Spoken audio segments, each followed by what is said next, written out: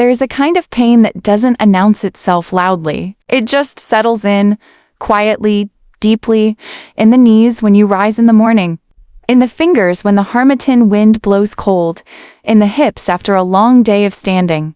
And what's interesting is that long before any clinic or pharmacy existed, our grandmothers already knew exactly what to reach for. Not from a shelf, not from a bottle, from the earth itself, from roots and leaves and warm preparations passed down through patient, knowing hands. Today, we remember 5 of them together. Joint pain is one of the oldest human complaints, not a modern condition. Not something that arrived with office chairs or bad posture alone. Ancient texts, oral traditions, village healers across West Africa, Asia, the Middle East, they all carry stories of people seeking relief in roots, leaves, bark, and warmth. What changed is not the pain.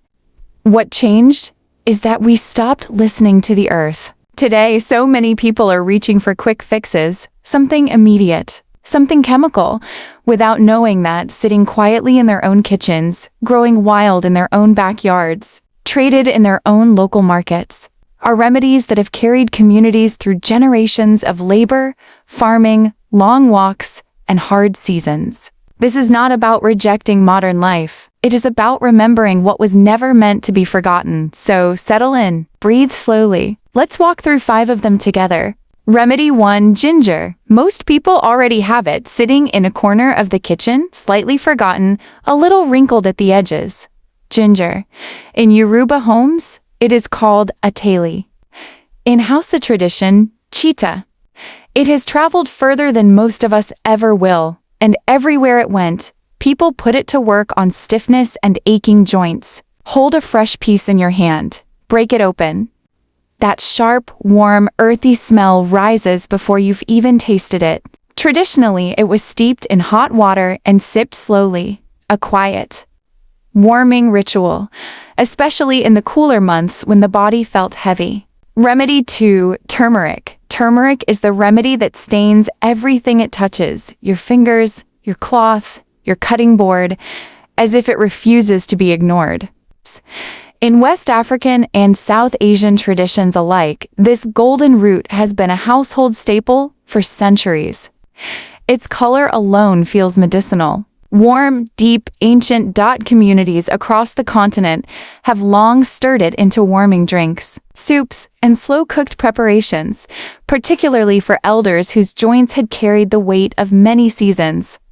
There is something ceremonial about the way turmeric moves through traditional cooking, not rushed, not measured anxiously, but added with intention and quiet familiarity. Remedy 3, Moringa. Across sub-Saharan Africa, there is a tree so generous it is sometimes called the miracle tree, Moringa. Moringa oleifera. In Nigerian villages, the leaves are dried, ground, and stirred into soups and teas with the ease of someone reaching for something they've always trusted. The leaves are small, delicate, almost feather-like, a gentle green that dries into something concentrated and powerful. Grandmothers have long known that this tree gives generously, season after season, asking very little in return. Its flavor is grassy, slightly earthy, mild enough to blend into almost anything, a quiet remedy, unassuming, patient, much like the wisdom that carries it. Remedy 4, eucalyptus. Close your eyes and imagine the smell of eucalyptus rising from a warm bowl of water. There is almost nothing like it. Cool and sharp and clearing, filling the nose and the chest all at once. Across many African and Asian traditions, eucalyptus leaves were gathered, warmed, and used in steam preparations, or infused into oils that were worked gently into stiff, tired joints. The ritual of it mattered as much as the remedy itself. Slow hands, quiet rooms, warmth applied with patience. In a world that rushes everything, eucalyptus almost insists that you stop, breathe, give the body the attention it has been waiting for. Remedy 5, cayenne. Cayenne pepper is not soft. It does not whisper. It arrives boldly, fiery, vivid red, unapologetic. And yet, in traditional West African wellness practice, that very heat was understood as a gift. Communities across the continent have long known that warmth, applied rightly, can draw discomfort out of the body.